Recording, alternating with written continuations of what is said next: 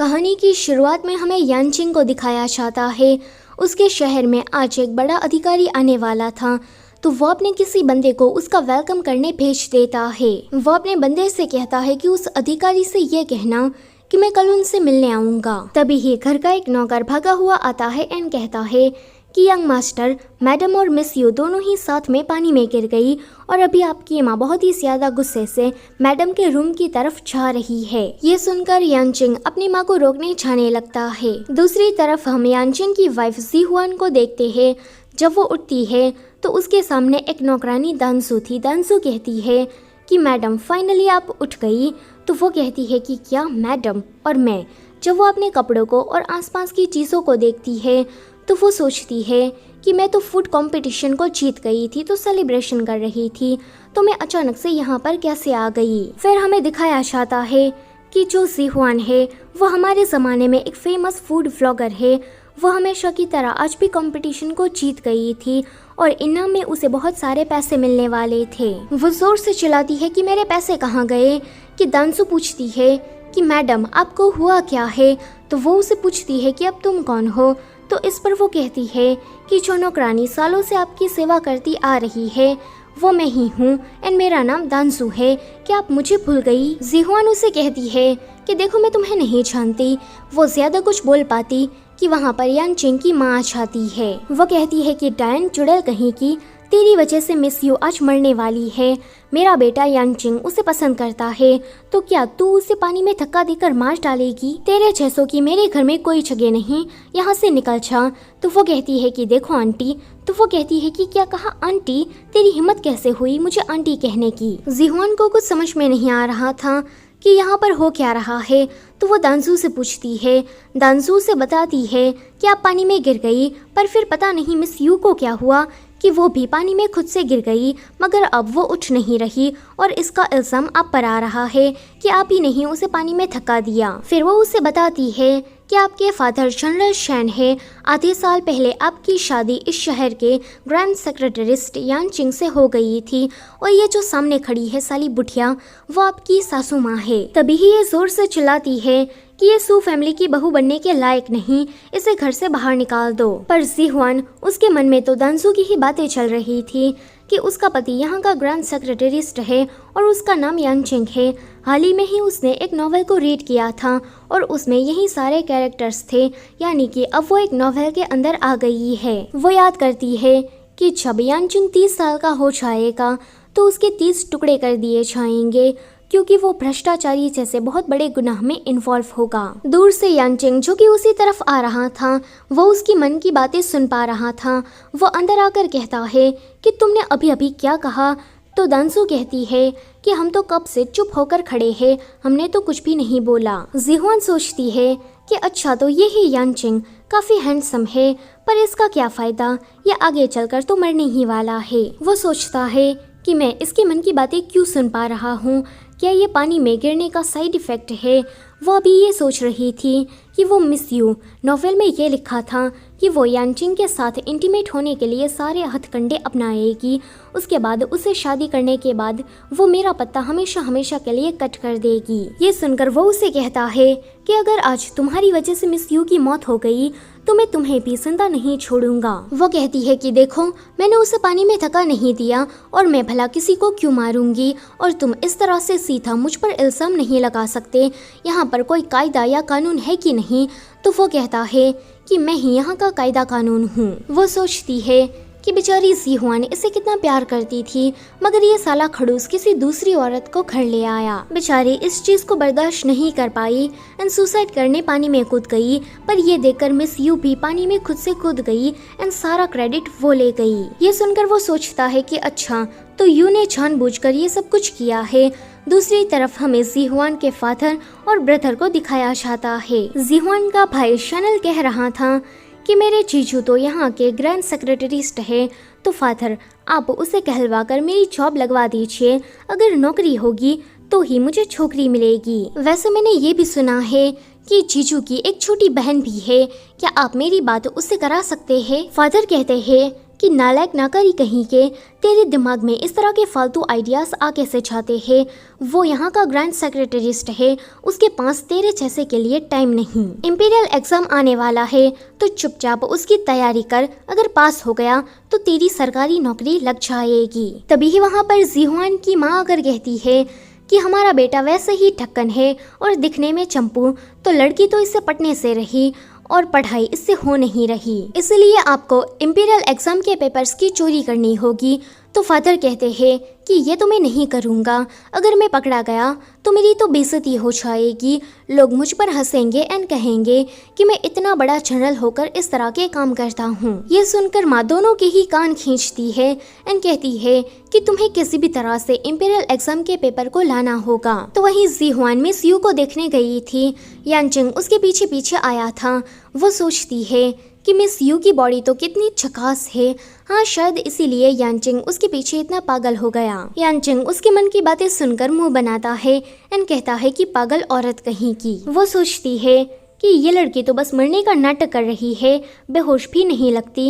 इतना सोचकर वो उसे गुदगुदी करती है कि वो फटाक से उठ जाती है। जीहुआन को देखकर वो कहती है कि अब मैं बिल्कुल ठीक हूँ, तुम जीहुआन को ज्यादा डांटना मत, उसने मुझे पानी में धक्का नहीं दिया था, ये तो मैं ही थोड़ी केयरलेस हो गई थी। ये सुनकर वो सोचती है कि जरा देखो तो इस एक नंबर की झूठी को कितनी सफाई से एक्टिंग कर रही है। यानचिंग जो कि उसकी सारी मन की बातें सुन पा रहा था, वो सोचता है कि ये लड़की बिल्कुल जीहुआन की तरह है, मगर जीहुआन नहीं लगती। अगले सीन में वो तालाब में फिर से गिरने की कोशिश कर रही थी ताकि वो अपनी दुनिया में वापस जा सके, मगर उसकी तो हिम्मत ही नहीं हो पाती।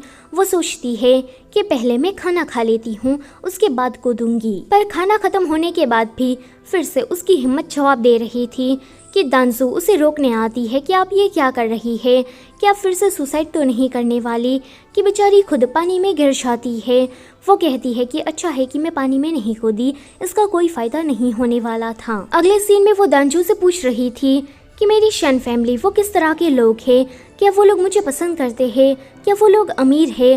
तो इस पर दांजू कहती है कि आप तो मॉम डैड की लाडली थी और जनरल के पास पैसे कितने हैं ये तो मुझे नहीं पता, मगर वो राजा के एक खास मंत्री है, तो पक्का उसके पास बहुत सारे पैसे होंगे। ये सुनकर वो काफी खुश होने लगती है। दूसरी तरफ राजा यानचिंग से मिलने आए थे, वो उसे कह रहे थे कि 3 साल पहले तुमने इस इंपीरियल एग्जाम को दिया था और तुम्हारी सरकारी नौकरी लग गई, तुमने काफी अच्छा काम किया और तुम्हें प्रमोशन मिलता गया, और जिस मुकाम पर आज तुम हो वो सारी तुम्हारी ही मेहनत है। फिर वो उसे कहते हैं कि इस साल के इंपीरियल एग्जाम में काफी सारे लोग चीटिंग करने वाले हैं, तो मैं नहीं चाहता कि कोई टैलेंटेड बंदा ऐसे ही रह जाए और किसी चीटर को सरकारी नौकरी मिल जाए, इसलिए मैं चाहता हूँ कि तुम इस बात की इन्वेस्टिगेशन करो एंड जितने भी लोग एग्जाम में चीटिंग करने वाले हैं उनको तुम पकड़कर सजा दो। तो वहीं जीहुआन ने यानचिंग के लिए डिवोर्स लेटर लिखा हुआ था। वो सोचती है कि मेरे फादर तो बहुत ही ज़्यादा अमीर है, तो डिवोर्स के बाद मैं वहाँ पर रहूँगी एंड मज़े से ज़िंदगी काट सकूँगी। दांजू उसका बनाया हुआ खाना खा रही थी जो कि काफ़ी टेस्टी था। वो कहती है कि आपको इतना अच्छा खाना बनाना कैसे आ गया। वो दोनों इसी तरह से बात कर रही थी कि यू वहाँ पर आकर कहती है कि तुम्हारे फादर वो राजा के सामने काफ़ी रोए थे, उसके पीछे ही पड़ गए थे, इसीलिए राजा ने तंग आकर तुम्हारी शादी यानचिंग से करवा दी। अच्छा है कि अब तुम उसे डिवोर्स देने जा रही हो, वैसे भी तुम यानचिंग को डिजर्व करती ही नहीं।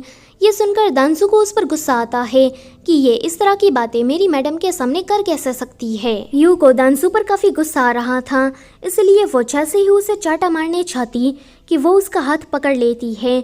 यानचिंग उसी तरफ आ रहा था, इसलिए यह मैडम तो गिरने का नाटक करती है एंड ऐसे दिखाती है मानो जैसे जीहुआन ने तो उसे काफी पीटा हो। वो कहती है कि माना कि तुम यानचिंग की लीगल वाइफ हो, मगर तुम इस तरह से मुझे नहीं मार सकती, मेरी गलती ही क्या थी। जीहुआन को तो ये अच्छा मौका लगता है, वो जानबूझकर यू को डांट रही थी, उसे मारने की कोशिश करती है ताकि यानचिंग गुस्से में आकर डिवोर्स पेपर पर साइन कर दे। वो सोचती है कि डिवोर्स के बाद मैं अपने फादर के घर चली जाऊंगी, पेरेंट्स की लाडली तो वैसे भी मैं हूँ ही, तो वो लोग मेरे लिए लड़कों की लाइन लगा देंगे, फिर तो मुझे रोज रोज हैंडसम लड़के देखने को मिलेंगे। यानचिंग जो कि उसकी सारी मन की बातें सुन पा रहा था, वो सोचता है कि पागल लड़की, तुम मुझे डिवोर्स देकर दूसरे लड़कों को देखना चाहती हो, पर अफसोस ऐसा हो नहीं पाएगा। मिस यू का अभी भी बेचारी बनने का नाटक जारी था, पर यानचिंग तो उसकी तरफ ध्यान ही नहीं देता। वो जीहुआन को अपनी तरफ खींचकर जैसे ही उसे किस करने वाला था कि वो उसके मेन पार्ट पर ही हमला कर देती है और उसके अंडे फोड़ देती है। अगले सीन में वहीं यानचिंग को उठाकर उसके रूम में छोड़ने आती है। जब वो यहाँ से जा रही थी कि वो उसे कहता है कि तुम इस तरह से कहाँ जा रही हो, क्यों ना आज रात तुम मेरे साथ यहीं पर ही सो जाओ। ये सुनकर वो डर के मारे कहती है कि आज रात तो मैं काफी बिजी हूँ, तो माफ करना। यानचिंग कहता है कि मैंने सुना है कि तुम्हारा भाई शनल वो इंपीरियल एग्जाम में चोरी करके लिखने वाला है। देखो अगर ये मामला सामने आ गया तो तुम्हारे फादर की इज्जत तो मिट्टी में मिल जाएगी, वो किसी को मुंह दिखाने के लायक नहीं रहेंगे। ये सुनकर वो सोचती है कि ये सब तो नॉवेल में भी लिखा था कि एग्जाम में चीटिंग करने वालों को सजा मिलेगी। अगर ऐसा हुआ तो मेरे फादर तो एकदम से अमीर से गरीब हो जाएंगे, मुझे ऐसा नहीं होने देना है। वो फटक से उसके पास आकर कहती है कि पति देव, हम तो एक फैमिली है ना। वो उससे कहता है कि अगर तुम ये चाहती हो कि तुम्हारे भाई शनल का नाम कहीं भी सामने ना आए तो तुम्हें आज रात मेरे ही साथ रुकना होगा। बेचारी तो बुरी फंस गई। रात में ही वो अपना बोरिया बिस्तर बांधकर यहाँ से भागने की फिराक में थी। वो कहती है कि मैं उस यानचिंग के साथ तो हरगिज सोने वाली नहीं हूँ कि तभी ही वहाँ पर यानचिंग की छोटी बहन आ जाती है जिसका नाम है मैंगचेंग। वो सोचती है कि ये यानचिंग की सौतेली बहन है, मगर ये अपने भाई को कुछ ज्यादा ही मानती है, अपने भाई के खिलाफ एक शब्द भी नहीं सुन पाती। अभी मैंगचेंग उसे ये कह रही थी कि आज मेरा भाई तुम्हारे साथ सोना चाहता है तो तुम हाँ क्यों नहीं कह देती। तुम जानती हो कि आधे साल से मेरा भाई तुम्हें इग्नोर क्यों कर रहा था, क्योंकि तुम बदसूरत हो। इस पर जीहुआन कहती है कि प्रॉब्लम मैं नहीं तुम्हारा भाई है, दरअसल में तुम्हारे भाई की किडनी खराब है तो वो वैसे भी कुछ नहीं कर सकता। ये सुनकर मैंगचिंग थोड़ी चिंता में पड़ गई थी। वो किडनी ठीक करने की दवाई लेकर यानचिंग के पास जाती है तो यानचिंग उसे कहता है कि ये दवाई किस लिए, मैं तो बिल्कुल ठीक हूँ। वो कहती है कि भाई अब आप ज्यादा नाटक मत करिए, मुझे सब पता चल गया है, जीहुआन भाभी ने मुझे सब बता दिया है कि आपकी किडनी खराब है। ये सुनकर वो जोर से चिल्लाता है कि इस लड़की को तो मैं नहीं छोड़ूंगा। वो काफी गुस्से से उसकी तरफ आ रहा था कि अभी वो नहा रही थी। वो उसे कहती है कि देखो तुम मेरे पास मत आना, मगर वो तो आ रहा था। वो कहती है कि तुम मुझे पसंद नहीं करते तो मुझे टच करके क्या मिलेगा, वैसे भी मैं तो ठीक ठाक भी नहीं दिखती। तभी ही वहाँ पर दानसू मैडम चलाती हुई आ जाती है तो इस मैंगचेंग को अपने भाई की फिक्र थी कि अंदर कुछ होना चाहिए। यानचिंग सोचता है कि मैं तो यहाँ पर बुरा फंस गया, अगर अभी मैं बाहर गया तो ये अफवाह तो सच हो जाएगी कि मेरी किडनी खराब है, इसलिए मुझे यहीं पर ही रुकना होगा। वो उसे उठाकर कहता है कि जितना हो सके उतना चिल्लाओ, गला फाड़ कर चिल्लाओ, तो वो ऐसा करने लगती है। मैंगचेंग कहती है कि मेरे भाई की किडनी तो ठीक है, यानी कि भाभी ने मुझसे झूठ बोला था। उनके जाने के बाद यानचिंग कहता है कि वो लोग चले गए हैं, अब चिल्लाना बंद कर दो, मगर फिर भी वो चिल्ला रही थी, इसलिए वो उसका मुंह बंद करता है और उसके बाद उसके हाथों को बांध देता है। अभी वो ये सोच रहा था कि वो शनल को उसके झमेले में से किस तरह से निकाले।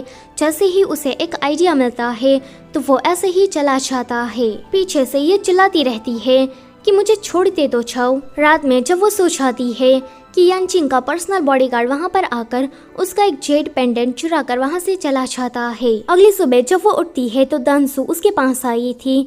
दानसू उसे अनटाई कर पाती कि वो ऐसे ही अकड़न के मारे नीचे गिर जाती है। तो वहीं जीहुआन के फादर सभी नौकरों से कह रहे थे कि आज इतने महीनों के बाद मेरी बेटी घर आ रही है तो घर का पूरा कोना चमका दो, नया फर्नीचर लेकर आओ और मेरी बेटी की सारी फेवरेट चीजों को यहाँ पर लेकर आओ। यहाँ आने के बाद उसे किसी भी चीज की कमी नहीं होनी चाहिए। तभी ही वहाँ पर मदर आकर उसका कान खींचती है एंड कहती है कि इतने महीने हो गए हमने अपनी बेटी को देखा ही नहीं, तो वो आज इतने महीनों के बाद घर आ रही है तो कम से कम 10 दिन तो यहाँ पर रुकनी ही चाहिए। अगर ऐसा नहीं हुआ तो तुम तो मेरे हाथों से गए समझो। वो कहते हैं कि हाँ हाँ मैं समझ गया, मगर तुम मेरा कान खींचना बंद करो, वो भी इस तरह से बाहर, ये सब कुछ तुम घर के अंदर किया करो। तभी ही उनको एक लेटर रिसीव होता है जिसमें ये जेड पेंडेंट था एंड लिखा था कि आपकी बेटी रास्ते में ही किडनैप हो गई है। अगर आपकी बेटी आपको सही सलामत जिंदा चाहिए तो आपको हमें 3,000 देने होंगे। ये पढ़कर माँ को तो एक बहुत ही बड़ा वाला झटका लगता है। फादर कहते हैं कि क्या 3,000, बस 3,000? मेरी बेटी की कीमत बस 3,000 है। पर उनके घर में तो 1,000 भी नहीं थे। फादर तो अब चिंता में पड़ जाते हैं कि मदर कहती है कि मेरे पास एक आइडिया है, ऐसा करो कि इस 1,000 को लेकर उस किडनैपर के पास जाओ, उसे पैसे देकर तुम खुद को जिहुआन के साथ स्विच कर लो। ऐसा करने पर हमारी बेटी तो बच जाएगी एंड जब शनल कमाने लगेगा तो हम 2,000 का जुगाड़ करके तुम्हें भी छुड़ा लेंगे। फादर तो इसके लिए बिल्कुल भी तैयार नहीं थे, मगर माँ तो माँ है। अगले सीन में वो लोग किडनैपर के पास थे। किडनैपर बाकी के 2,000 मांग रहे थे जो कि इनके पास नहीं थे।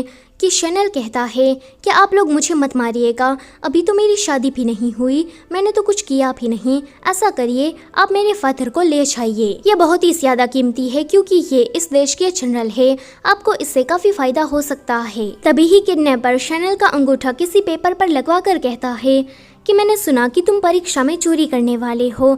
अब इस सबूत को मैं मैजिस्ट्रेट को दे दूंगा एंड सबको पता लग जाएगा कि तुम्हारी फैमिली ने फ्रॉड किया है एंड फिर तुम लोग कहीं के नहीं रहोगे। शनल कहता है कि भाई तुम हो कौन, तुम एक चोर होकर मैजिस्ट्रेट के साथ रिलेशन रखते हो। वो लोग कहते हैं कि ये सब जानने की तुम्हें कोई ज़रूरत नहीं है, वैसे भी हम लोग अपने उसूलों के पक्के हैं, हम लोग कहीं भी गलत चीज़ें नहीं करते। मेरा मतलब है कि ना करते हैं और ना ही करने देते हैं।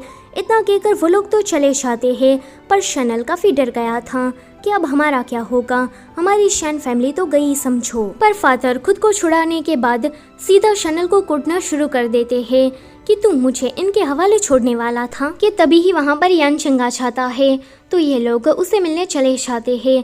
तो दूसरी तरफ जिहुआन अपने घर आ गई थी एंड जब उसकी माँ उसे देखती है तो वो उसे सारा वाकया बताती है। ये सब जानकर उसे काफ़ी गुस्सा आता है क्योंकि उसे पता लग गया था कि ये सारा किया धरा यानचिंग का होगा। कि तभी ही वहाँ पर ये सभी लोग आ जाते हैं। अगले सीन में वो सोच रही थी कि मुझे इसके पास से 1,000 रुपये किसी भी तरह से लेने होंगे ताकि डिवोर्स के बाद मैं शांति से रह सकूं। ये सुनकर वो सोचता है कि अच्छा तो ये लड़की अभी भी मुझसे डिवोर्स लेने के बारे में सोच रही है। वो उसे कहती है कि अच्छा तो ये सब कुछ तुमने किया ताकि मेरा भाई परीक्षा में चोरी ना करे, तुमने ये अच्छा किया है, मगर वो जो पैसे है वो मेरी शन फैमिली के है, इसीलिए उन पैसों को तुम मुझे दे दो। वो कहता है कि मुझे पता नहीं था कि तुम्हें पैसे इतने ज्यादा पसंद है। वो कहती है कि ऑफ कोर्स पैसे तो सभी को पसंद होते हैं, पर फिर भी वो पैसे देने से मना कर रहा था। कि वो कहती है कि अगर तुम मेरा हाथ का बनाया हुआ खाना खाओगे और तुम्हें वो पसंद आ गया तो तुम्हें पैसे देने होंगे। तो वो कहता है कि ठीक है। अगले सीन में जिहुआन ने खाना बनाया था, पर इस खाने को देखकर कोई भी खा नहीं रहा था क्योंकि सबको पता था कि इसको तो कुकिंग का सी भी नहीं आता। किसी को भी खाना खाते ना देखकर जिहुआन खुद से ही यानचिंग को खिलाती है। यानचिंग कहता है कि ये काफ़ी ज़्यादा डिलीशियस है। ये सुनकर सभी लोग खाना खाना शुरू कर देते हैं। मॉम डैड तो उसकी काफ़ी तारीफ कर रहे थे कि हमारी बेटी तो काफ़ी ज़्यादा सुधर गई है। यानचिंग को खाना तो काफ़ी टेस्टी लगा था, मगर फिर भी वो उसे पैसे नहीं देता। अगले सीन में ये दोनों घर वापस जा रहे थे कि वो सोचती है कि पुराने ज़माने का मार्केट तो कितना ज़्यादा अच्छा है, मुझे यहाँ पर जाकर शॉपिंग करनी है। कि यानचिंग कहता है कि चुप रहो। ये सुनकर वो सोचती है कि मैंने तो कुछ बोला ही नहीं, तो क्या यहाँ पर कोई आत्मा है। वो डर के मारे यानचिंग से चिपक जाती है। यानचिंग उसे खुद से दूर करता है कि वो फिर से खिड़की से ताकाझाकी करने लगती है। वो सोचती है कि यानचिंग के बॉडीगार्ड की बॉडी तो काफ़ी ज़्यादा अच्छी है, इसकी टांगें अच्छी है, इसकी कमर भी काफ़ी पतली लगती है और इसके शोल्डर भी बहुत ही ज़्यादा अच्छे हैं। यानचिंग झलस होकर कहता है कि तुम वहाँ पर देखना बंद करो। घर आने के बाद वो अपना सारा सामान लेकर जिहुआन के रूम में रहने के लिए चला आता है। वो सोचती है कि अब मेरा क्या होगा। अगले सीन में यानचिंग को अपने इतने क्लोज देखकर जिहुआन को तो नींद ही नहीं आ रही थी। उसको सोते देखकर वो उसकी स्किन टच करने लगती है कि ये तो कितनी ज़्यादा सॉफ्ट है। उसके इस तरह से तंग करने पर वो उठकर कहता है कि तुम शांति से सो जाओ। तो वहीं बाहर दानजू पहरा दे रही थी। वो बस गिरने ही वाली थी कि बॉडीगार्ड आकर उसे बचा लेता है। जीहुआन तो नींद में ही अपनी टांगे यानचिंग को मार रही थी। बेचारा जैसे तैसे करके खुद को संभाले हुए था कि तभी ही वो उसे लात मारकर बेड से नीचे गिरा देती है। जब वो ऊपर आता है तो वो उसे हक करके सो जाती है। वो सोचता है कि ये इतनी ज़्यादा क्यूट है, मुझे पता नहीं था। अगले दिन बॉडीगार्ड आकर उसे बता रहा था कि एग्ज़ाम का रिजल्ट आ गया है। जितने भी लोगों ने चीटिंग की उन सभी को पकड़कर उन्हें सज़ा दी जा रही है। दूर से उन दोनों की बातें जीहुआन भी सुन रही थी। वो सोचती है कि ये बॉडीगार्ड तो हमेशा ही यानचिंग से चिपका रहता है और ये यानचिंग बॉडीगार्ड के अलावा और किसी को भी अपने पास नहीं आने देता। तो कहीं ऐसा तो नहीं कि इनके बीच में कुछ चल रहा हो। तभी ही बॉडीगार्ड कहता है कि वैसे शैनल पहले नंबर से पास हुआ है। ये सुनकर वो काफ़ी ज़्यादा शॉक्ड होती है कि उसका ढक्कन भाई पहले नंबर पर कैसे आ सकता है। दूसरी तरफ जीहुआन की ही तरह अड़ोस पड़ोस के सभी लोगों को यकीन नहीं हो रहा था कि ये पहले नंबर से पास हो गया। शैनल उनसे कहता है कि तुम लोग मेरी कामयाबी से जलते हो, इसलिए तुमसे ये देखा नहीं जा रहा कि मैं पहले नंबर से पास हो गया। तभी ही वहाँ पर फादर आकर कहते हैं कि तू ज्यादा हवा में मत उड़, मुझे पता है कि तू किस तरह से पास हुआ है। शैनल कहता है कि फादर, क्या आप भी उनकी टोली में शामिल हो गए? मैंने मेहनत की थी, इसीलिए इतना अच्छा रिजल्ट आया। वैसे अब तो पक्का मेरी नौकरी लग जाएगी, उसके बाद मैं शादी कर लूँगा। दूसरी तरफ जीहुआन अभी राजमहल में थी कि उसका सामना वहाँ पर राजकुमारी शावर से होता है। उसका गेटअप थोड़ा लड़कों जैसा था। वो जीहुआन को देखकर कहती है कि मैंने तो सुना था कि यानचिंग की वाइफ काफ़ी ज़्यादा ब्यूटीफुल है, मगर ये क्या? वैसे तुम दोनों की शादी को हुए आधा साल हो गया, मगर तुम दोनों के बीच में तो कुछ भी नहीं हुआ। होगा भी कैसे? तुम ऐसी जो दिखती हो। अपनी बेइज्जती सुनकर वो कहती है कि राजकुमारी, आप ज़्यादा मेरी चिंता ना करें, वरना आपके चेहरे पर झुर्रियाँ आ जाएगी। ऊपर से आपकी तो शादी भी नहीं हुई। ये सुनकर राजकुमारी को आ जाता है गुस्सा। उसके बाद इन दोनों के बीच में फाइट होना शुरू हो जाती है। तो वहीं यानचिंग राजा को रिपोर्ट दे रहा था कि जितने भी लोगों ने एग्जाम में चीटिंग की है, ये रही उन सभी की लिस्ट। और इन्वेस्टिगेशन करके पता चला कि शिक्षण मंत्री खुद इस चीटिंग का हिस्सा था। राजा उसके काम से काफ़ी खुश थे कि वो कहता है कि वैसे शैनल और उसके फादर ने मेरी काफ़ी मदद की है। अगर वो दोनों बाप बेटे नहीं होते तो मैं इस सच का पता लगा ही नहीं पाता। सारी चीज़ें जानने के बाद राजा फैसला सुनाते हैं कि शिक्षण मंत्री और उसके बंदे को पकड़कर जेल में डाल दो। तभी ही वहाँ पर यूनुक भागा हुआ आता है एंड कहता है कि महाराज, राजमहल के बाहर जीहुआन और राजकुमारी शावर के बीच में फाइट हो गई है। तो यहाँ पर जीहुआन राजकुमारी को काफी ज्यादा मारने के बाद दीवार के ऊपर चढ़ गई थी ताकि वो उसे मार ना सके। अभी तो इन दोनों के बीच में जबान से फाइट हो रही थी कि तभी ही वहाँ पर यानचिंग आकर इन दोनों को ही शांत कराता है। वो जीहुआन से कहता है कि तुम वहाँ क्या कर रही हो, जल्दी से नीचे उतरो। वो सोचती है कि मैं इस तरह से कैसे उतर जाऊँ, ये तो काफ़ी ज़्यादा नीचे है, मुझे डर लग रहा है। तो वो उसे कहता है कि जंप लगाओ, मैं तुम्हें पकड़ लूँगा। यानचिंग की बात मानकर जैसे ही वो जंप लगाती है कि यानचिंग उसे कैच कर लेता है। अभी वो यानचिंग को ही देख रही थी और यहाँ पर पहली बार उसे लगता है कि वो भी यानचिंग को पसंद करती है। यानचिंग उसे पूछता है कि वैसे तुम दोनों ने झगड़ा क्यों किया था? तो वो कहती है कि इसने कहा कि तुम मुझे पसंद नहीं करते, तुम्हारी एक बाहर वाली भी है और इसने दांसू को भी मारा। बेचारी दांसू की तो हालत काफ़ी ज़्यादा बुरी हो गई थी। राजकुमारी जैसे ही कुछ बोलने चाहती कि यानचिंग उसे चुप करा देता है, जीहुआन के ही पक्ष में बोलता है। ये बात उसे काफ़ी ज़्यादा अच्छी लगती है। राजकुमारी के जाने के बाद वहाँ पर ये दो बाप बेटे आ जाते हैं।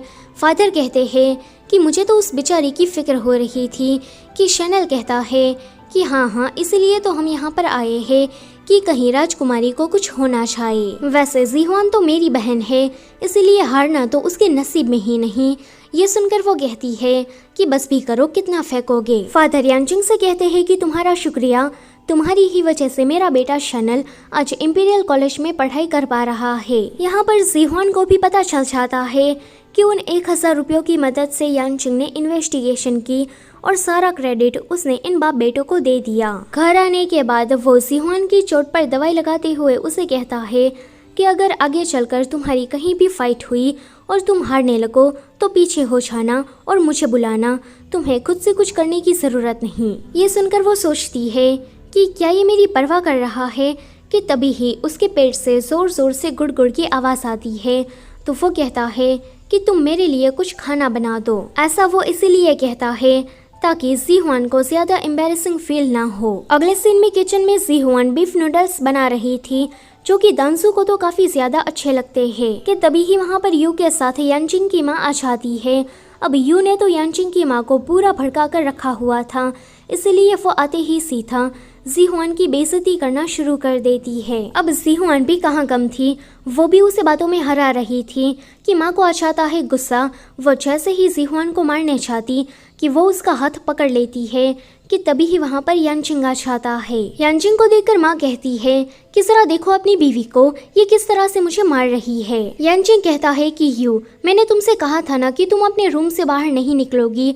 और माँ आप, अगर आपको कोई काम नहीं है तो मुझे बताइए, मैं आपको काम बताता हूँ। ये सुनकर ये दोनों ही वहाँ से चली जाती है। आगे सोने के टाइम पर जीहुआन अनकंफर्टेबल फील कर रही थी कि वो कहती है कि मुझे कुछ काम याद आ गया है, तो मैं चाह रही हूँ तुम पहले सो जाओ। यानचिंग उसकी सारी हरकतों को समझ पा रहा था। अगले दिन वो मार्केट में अलग अलग स्टॉल पर जाकर खाना ट्राई कर रही थी। दूर से यानचिंग उसे देखकर सोचता है कि इसको तो खाने के अलावा और कुछ सूझता ही नहीं कि तभी ही वहाँ पर बहुत सारे हमलावर आ जाते हैं। तो यानचिंग और बॉडीगार्ड उनसे फाइट करने लगते हैं। जीहुआन दूर से ही यह नज़ारा देखकर सोचती है कि पक्का इसने कोई बुरा काम किया होगा, इसलिए किसी ने इसको मारने की सुपारी दी, पर मेरा क्या, मैं तो यहाँ से चली। तभी ही वो देखती है कि दूर से ही एक बंदा यानचिंग को तीर मारने वाला है, तो वो उसे आवाज़ करके आगाह कर देती है। अब उस बंदे के निशाने पर वो थी। उसे तीर लग पाता कि बीच में यानचिंग आ जाता है और तीर उसे लग जाता है। थोड़ी ही देर में बॉडीगार्ड ने सभी हमलावरों को खत्म कर दिया था। जब वो वहाँ पर आता है तो यानचिंग बेहोश हो गया था। दूर से ये सारा नज़ारा यू और राजकुमार देख रहे थे। दरअसल में राजकुमार ने ही यानचिंग को मारने के लिए ये सारे हमलावर भेजे थे। यू उसके साथ मिली हुई थी। राजकुमार कहता है कि मैंने तुम्हें यानचिंग के घर इसीलिए भेजा ताकि तुम मुझे उसकी पल पल की खबर दे सको, मगर ये क्या, तुम तो उसे ही पसंद करने लगी। वो उसे रिक्वेस्ट करती है कि वो यानचिंग को कोई नुकसान ना पहुंचाए, कि वो कहता है कि मुझे उसे मारना होगा क्योंकि उसको मेरे बारे में पता लग गया है कि मैं देशद्रोह कर रहा हूँ, मैं दूसरे देशों के साथ मिला हुआ हूँ। अगर राजा को ये पता चला तो वो तो कभी भी मुझे राजगद्दी नहीं देंगे, इसलिए मुझे यानचिंग को मारना ही होगा। तो वही डॉक्टर ने तीर निकाल दिया था और उसको पट्टी लगा दी थी। वो कहते हैं कि इसको होश आने में थोड़े दिन लग जाएंगे। अब जीहुआन उसकी ही फिक्र में उसकी केयर कर रही थी एंड सोचती है कि ये तो बहुत ही ज्यादा अच्छा है, तो क्या बुक में जो लिखा था वो सब झूठ था। कुछ दिन ऐसे ही बीत जाते हैं। जीहुआन को अब रियलाइज हो गया था कि वो यानचिंग को पसंद करती है। जब यानचिंग को होश आता है तो वो उसके लिए खाना बनाने चली जाती है कि बॉडीगार्ड आकर उसे बताता है कि आप पर हमला किसने किया, ये तो हमें पता नहीं चला क्योंकि उन सभी हमलावरों ने जेल के अंदर ही सुसाइड कर लिया। आगे वो कुछ बोलने चाहता कि तभी ही वहाँ पर जीहुआन सूप बनाकर आ जाती है, तो बॉडीगार्ड वहाँ से चला जाता है। वो उसे काफी प्यार से सूप पिला रही थी एंड बस उसे ही देखे जा रही थी। तो यानचिंग ये बात नोटिस कर लेता है। वो उसे एक हेयर पिन गिफ्ट में देते हुए कहता है कि मैंने तुम्हें कभी भी कोई गिफ्ट नहीं दिया। इस हेयर पिन को देखकर वो सोचती है कि ये तो बहुत ही ज्यादा कीमती है, इसको बेचने पर कितने पैसे मिलेंगे। यानचिंग उसके मन की बातें सुनकर कहता है कि देखो, इसको बेचने के बारे में सोचना भी मत। तो ये सुनकर वो सोचती है कि क्या ये मेरे मन की बातें सुन पा रहा है। ये सुनकर वो बस स्माइल कर देता है।